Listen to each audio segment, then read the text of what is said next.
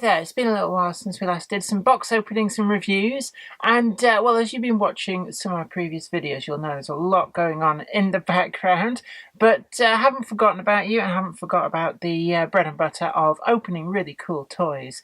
And well, what we've got here is something a little bit special. It's actually sold out already on pre-order in this particular livery, such has been the popularity, but I'm sure that Hornby will not hesitate to do another run in this really, really nice livery. So without further ado, let's take a look at the toys. What we've got here is the new Hornby H-Class, the Wainwright H-Class, designed originally in 1904 by Harry Wainwright, and some 66 members of this class eventually built. But this is the Hornby R3538. You see on the end there, in the really quite colourful South Eastern and Chatham Railway, fully lined out livery with a really, really highly polished brass dome. And more about that, I've read a few things about that online, and it does look something special, so we're going to take a particular close look at that. It comes in the now pretty standard Hornby packaging. We've got the picture on the front of the locomotive, and it's interesting actually because on the top you get a top-down view as well. And then on the back, we do have a little bit of information about the locomotive and the design. So what we've got here is the H-Class was Harry Wainwright's solution to updating the ageing 240 and 042 stock running on the South Eastern and Chatham Railway at the turn of the 20th century, and were very much a development of Kirk's R-Class and subsequent R1 design. 66 locomotives were built by Ashford Works, with number 540 being the first engine delivered on November the 7th, 1904, and number 184 the last in April 1915. You can go and have a look online. Wikipedia page has got a pretty comprehensive background of the actual real locomotive, but we're more interested in the model here. So we're going to slide that out of its slipcase. It's quite a tight fit. Gosh, that is very tight.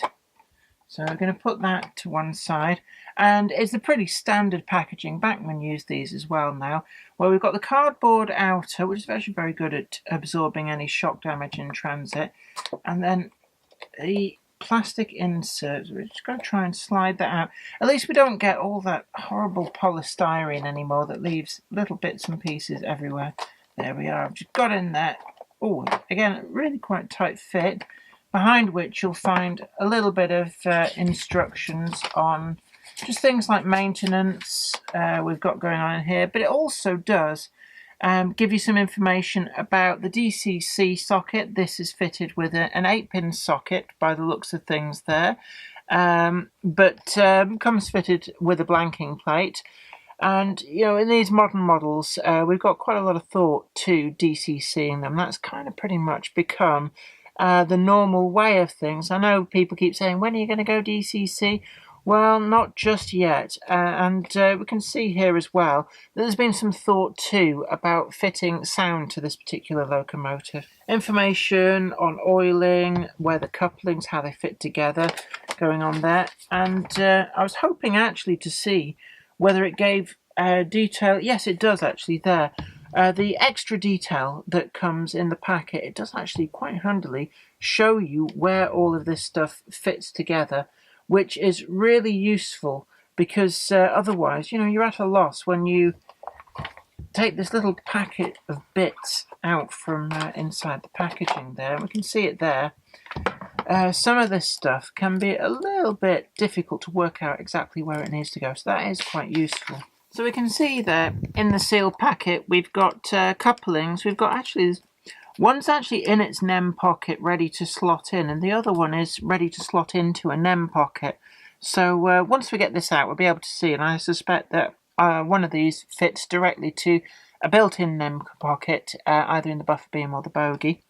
We've also got some of the brake rigging, and this appears to be colour specific to the model. So in the South Eastern and Chatham Railway livery, we've got it in this kind of almost like a maroony red colour. And then there's a few other small detail bits. It's not actually too bad. Normally you get loads of stuff, which can be a little bit finicky to all put together. But I think most of the detail has been factory applied. And, well, here we are. Here is the main feature.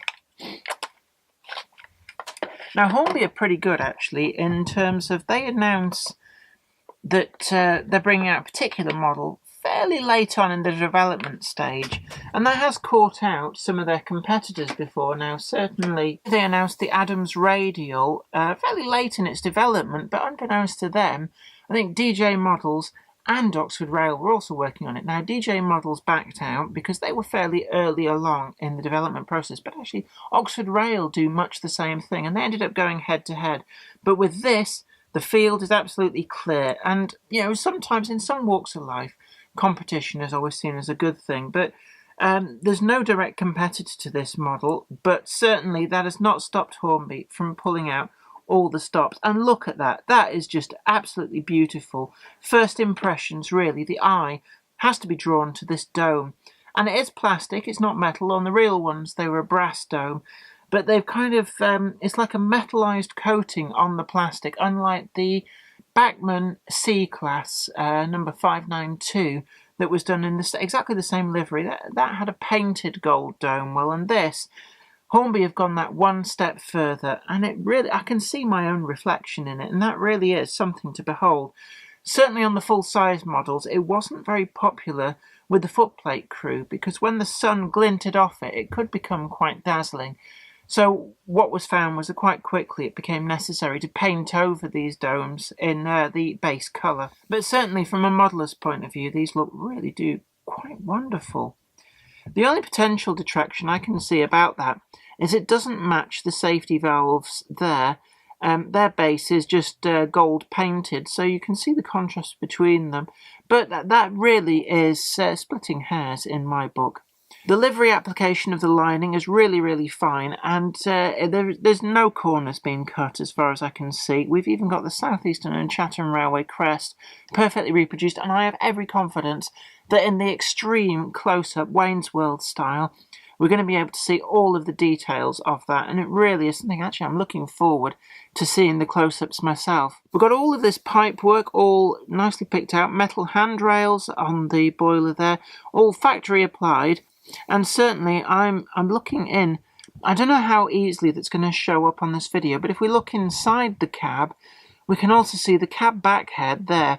There's so many different colours, and the detail, everything is picked out, and that really is a joy to behold. And, well, the actual shape of this locomotive has been captured really, really well by Hornby, and I have to be honest, I've looked about online a little bit, and there's not really too many criticisms other than occasional issues with build quality, which, given that it's a mass-produced item and there's quite a lot of fairly finicky details to be applied, it is unfortunately one of those things that you're always going to find a few minor niggles get through quality control. The actual front face there is very, very well captured, and one of the quality control issues that I've seen at least one photograph appear online is of damage to the hinges there on the smoke box door. Doesn't appear to have affected this, but it's something in the shop to look out for. We've also got fully sprung buffers, and we can see there nicely done turned metal buffer heads there with the springs encased in the shanks, and they really do feel quite nice. There's quite a stiff spring in there, so you know, if you're using prototypical curves and prototypical couplings, it should be possible to actually make good use of these sprung buffers. Another point of interest is we can see underneath the boiler we've got a representation of the motion there between the frames. Now, of course, it doesn't actually rotate as the train moves along, but that's not really an issue because you're not going to see down in there. But it just shows the level of attention to detail that Hornby have gone to really up the ante with this model. Now, the model's price, I've seen it vary around, and some places have been honouring the pre-order price. I believe that Hornby honoured the pre-order price on any locomotives that were ordered before the price hike, although rather naughtily some of the retailers haven't been passing that on, though I suspect that they themselves got it from Hornby. So you can pay anywhere from £90 if you have a very, very good retailer, through to, I think the RRP is £120, and actually for a locomotive model finished this well, that is still actually quite a reasonable price in this day and age. We've got fully lined out wheels on the chassis there. The 044 wheel arrangement, it does pick up electrically from every single wheel. Now, I've only test run this in the shop and it shuffled up and down at a mere crawl on the test track. So actually, it does run pretty reliable under the circumstances that I've been able to test it. But I haven't actually been out and run it in the shed. It's something that we do plan on doing. There's becoming quite a queue of locomotives waiting to have their running session in the shed, so I can't really show you it running properly, but trust me, in the shop it showed no signs of faltering and it looked to be a pretty sure-footed model. If you hunt around online, you can see other people's testimonies that actually it will haul a fairly prototypical load, if not go above and beyond that. With a bit of running in as well, the running characteristics do improve. What we can see on the underside here, actually, we've got some of the sanding pipes. They're all factory applied, which is pretty nice.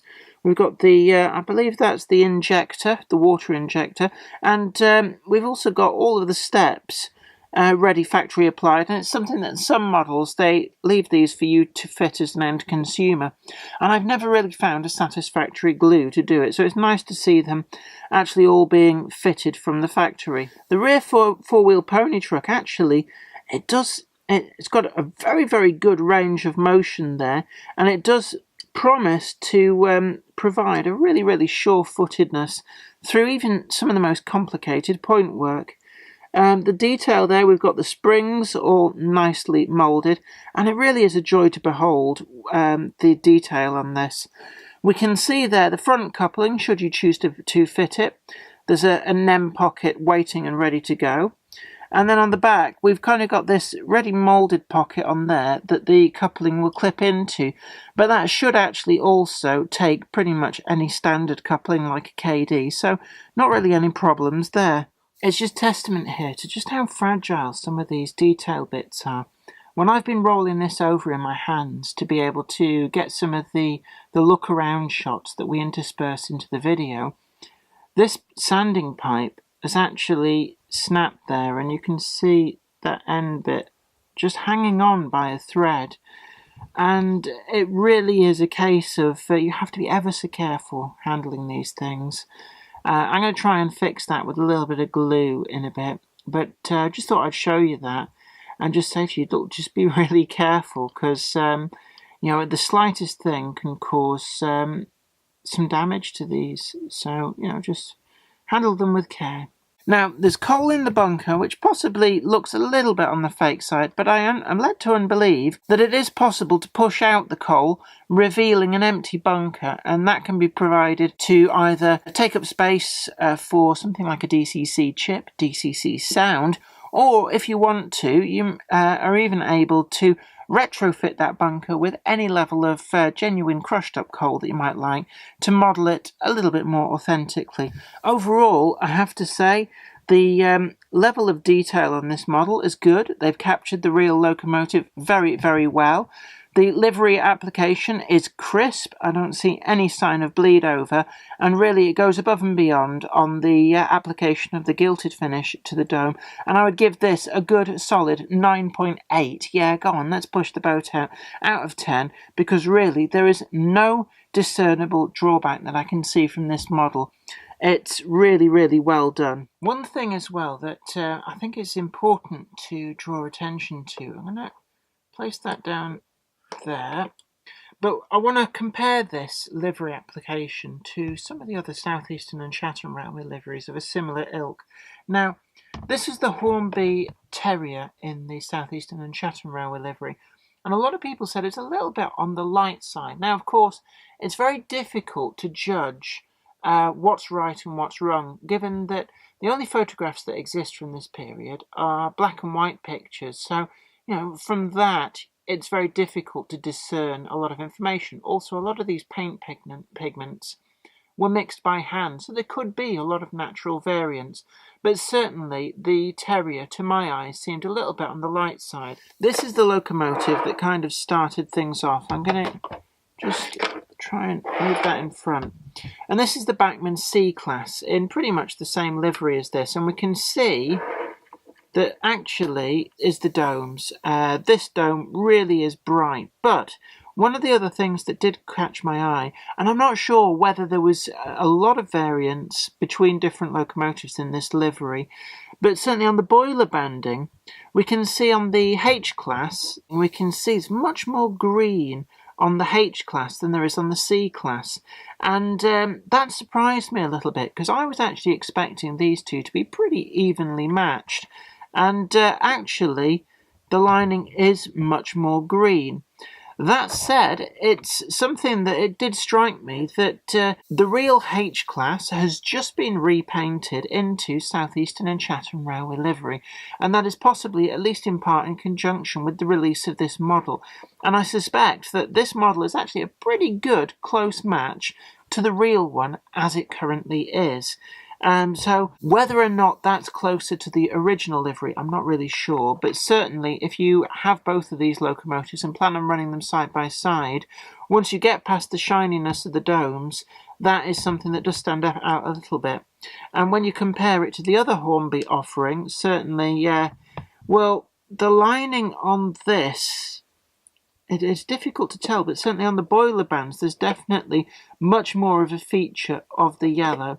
So it's difficult to say, but certainly all three do look like pretty reasonable bedfellows. And in my opinion, I believe that these three are close enough that they will stand being together on shed quite reasonably so. Well, I hope that's been really informative to you. Don't forget to like this video, share it too, and also subscribe to the channel if you've not already done so. And you'll be the first to know about new videos as and when they go up. And don't forget to look back through that huge back catalogue that we've got of all sorts of really fun stuff, including lots and lots of hints about the really exciting stuff that I'm working on at the moment. Anyway, until next time, you take very good care of yourself. And this is me, Jenny Kirk, saying bye for now. Today's video has been brought to you by my books, Bringing Home the Stars, Twinkle Little Star, and also you can get the complete comic collections of All Over the House, Books 1, Books 2, and also the wacky zany Life of Knobty Mouse. Thanks, and catch you later.